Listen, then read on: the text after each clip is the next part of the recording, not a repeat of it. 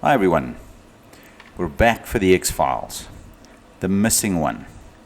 So I've added a 10th chapter to this due to a whole bunch of activity in this space. So let's whip through all of these ones here and we'll get to supply chain and vendor exploits. So there's been a ton of this in the news lately with places like SolarWinds, where hackers got into the people at SolarWinds, put some malware into their code. SolarWinds sell firewalls to other customers or to their customers, and those firewalls then had a back door in them that the criminals could exploit. Now this has happened time and time again in various places. One of the ones recently was a file transfer facility, and the file transfer facility were exploited. The hackers stayed behind in the file transfer facility and just captured all the data that people were sending back and forth to their mates or colleagues or people they're working with, kept a copy of that data and are now putting it up for sale on the dark web or exploiting the people as ransomware, saying we'll put your data out there if you don't pay us. And their infrastructure was never compromised. It was the vendor's infrastructure, places like WeTransfer, places like these sort of places where you put a file up there and somebody else grabs it down. That's the kind of service that these guys exploited. Now there's two basics to this. Zero trust means that you trust nobody. You try and make sure that you're not placing any trust in their hands by using their service. And the way you do that is by microsegmentation. Now what does that mean? It means that we encrypt the data that we stick into the file transfer mechanism. That means that even if they're exploited, the people that get the data don't have the decryption keys to decrypt that data and see it. So all of this data, as you transfer it, should be encrypted. Now, staying with this example, we're saying that you encrypt all data in transit. Now, this is true for most things. There are some really good services that you can use which are trusted and audited, such that this data doesn't get out there. Some of these examples are places like ExpressVPN that have written their software in such a way that even if the law enforcement people come along and confiscate their servers, there's no data written to the drive. There's no audit trail of what's been done. You cannot get any data back or see what people were doing inside of there. And it's been audited as such. They've had auditing firms come along and verify that this is done. Now, most of these services are not the free ones, because the free guys cannot afford to put these kind of efforts inside of there and need a mechanism to monetize some of your information to be able to get it there. Now, in lots of cases, they're not monetizing the files you're sending across, but they're monetizing the fact that you are sending the files, where you're from, what your account details are, etc., etc.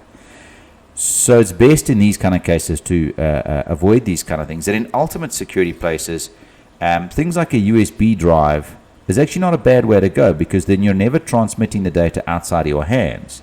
The same thing applies, though, is you should encrypt that USB drive, password protect the files that are on it, and make sure that you send the passwords to the person that's getting the files via a different channel, via a different service. So if you email password protected files to somebody, you either SMS or WhatsApp it, rather not SMS, something that's secure, WhatsApp or signal him or telegram him the password. It's in a different channel. You don't send it to him in a separate email, because if they're watching your emails, they've seen both.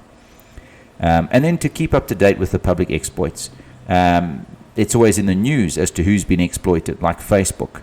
And because of all this data, 500 million records of Facebook are out there in the world, you now know what kind of data is public available, and therefore to be careful with that. So you can't use any of that data as a password for something that you're sending across the internet, because those are the guesses the guys are going to try when they find that you have password protected or encrypted this kind of thing. Just a note on that, we are restoring data from like 10 years ago, and some of that was password protected. But there are already programs available that will decrypt that in seconds, because the encryption of 10 years ago doesn't stand up to the compute power of today or the code of today. So just be wary of the fact that the encryption only lasts for a short while before the power or the software comes around to be able to decrypt that within a reasonable amount of time without spending an exorbitant amount of money for that data. It's kind of like buying the right size lock for the right size door, or the right size safe for the valuables you're putting inside of there. Just keep in mind that all of these things are kind of possible, and cracking the passwords to old Excel files is paltry these days. It's dead simple to do, and I think the software cost us 500 rand. So those kind of things. There are extra measures that you'd have to do with more with files that you want more security around, and the more you put locks and stuff around there, the more you make it difficult for yourself to work with it. But that's just the double edge of that sword. Some of the things that we say often is also send screenshots back and forth of things like passwords and stuff like that, because it's the screenshot itself is not legible unless you open it on the far side.